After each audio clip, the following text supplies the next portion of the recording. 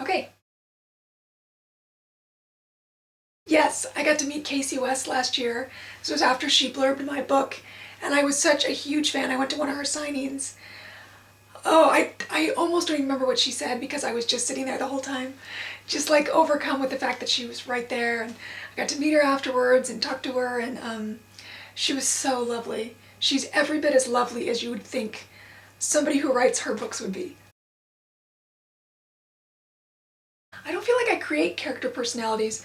I feel like I discover characters. I don't know, I just start writing about them and I learn about them as I go, so I don't fill out charts or lists about character personalities. I just sort of, I get to know them. Sometimes I'll just start with a character and I'll throw them down on a page that has nothing to do with my story and I'll just write and see what they do.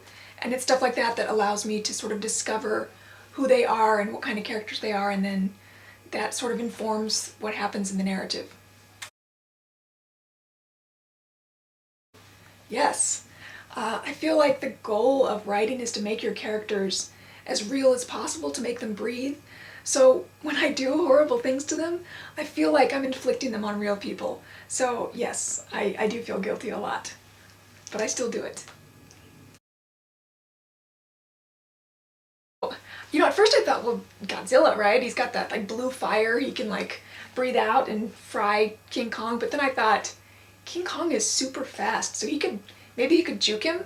So, and of course every movie they make with King Kong, he's bigger and bigger and bigger, so who knows? I would pay to see that though, yeah.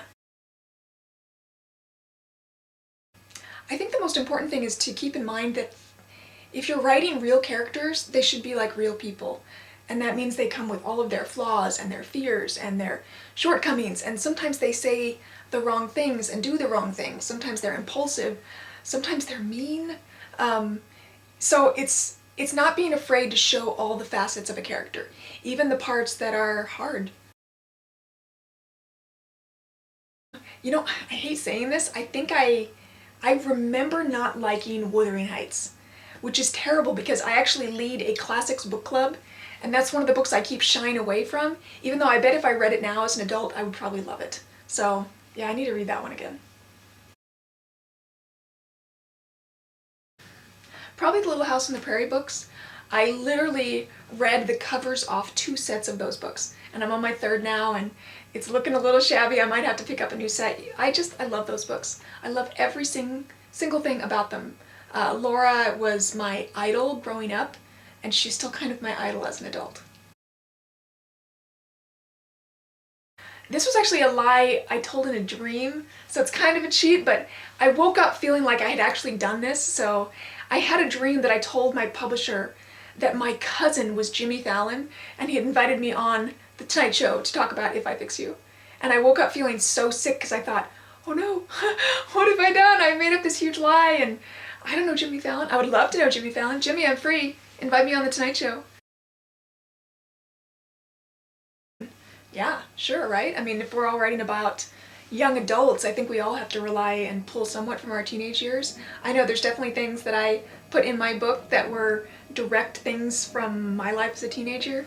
I know there's a scene in my book where my characters at night are walking along the top of these fences that surround all the houses in the neighborhood. And I used to do that as a kid, as a teenager, and yeah, so I don't know, lots of little things though. Yeah. I don't know that I watch so many now, but growing up, my favorite cartoon ever was DuckTales. So I'm super excited and super nervous about the reboot that they have coming up, but I love that show. I still know all the words to the theme song.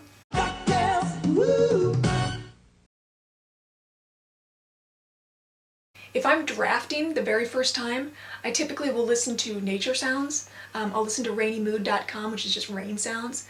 It kind of gives me white noise to sort of block out any other sounds that might be going on around me, but there's no lyrics and there's no real emotional cues to sort of disrupt the narrative that I'm working on. When I'm revising, I will listen to, I usually put together playlists when I'm not drafting and so forth. So when I'm revising, I will often listen to specific songs that either relate directly to a character featured in that scene or are specific to the scene, the emotion of the scene. So yeah. I deal with writer's block kind of like a child. I pretend it doesn't exist. So when I do feel like I'm stumped with something, I just ignore it. I kind of grit my teeth and I just write anyway. Even if I know I'm writing garbage that's not going to be useful, I will write sometimes for hours until I dig myself out of this hole. And even if all I have to show for it at the end is, 3 pages of just dribble garbage, I got out of that funk. In the past I have, when I've encountered writer's block, I'll just sort of stop and try to think of a solution, and sometimes I will go days. I think one time it was even weeks where I didn't write anything, and it was such a waste, So I ignore it.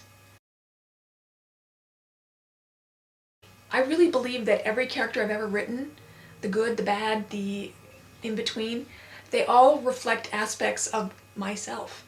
I have to be able to feel what they're feeling and think about what's going on in their heads. So I will ask myself, if this had been my life, if this was my situation, if this was, X, Y, or Z, what would be going on? So even the most despicable characters that I've written, and I have written a few, I feel like they're all shades of me in a different kind of situation, that I could be that way, I could do those things.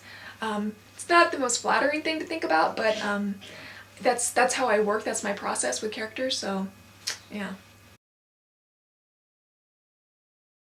The first book that made me cry was probably Anne of Green Gables, and it still makes me cry every time Matthew dies.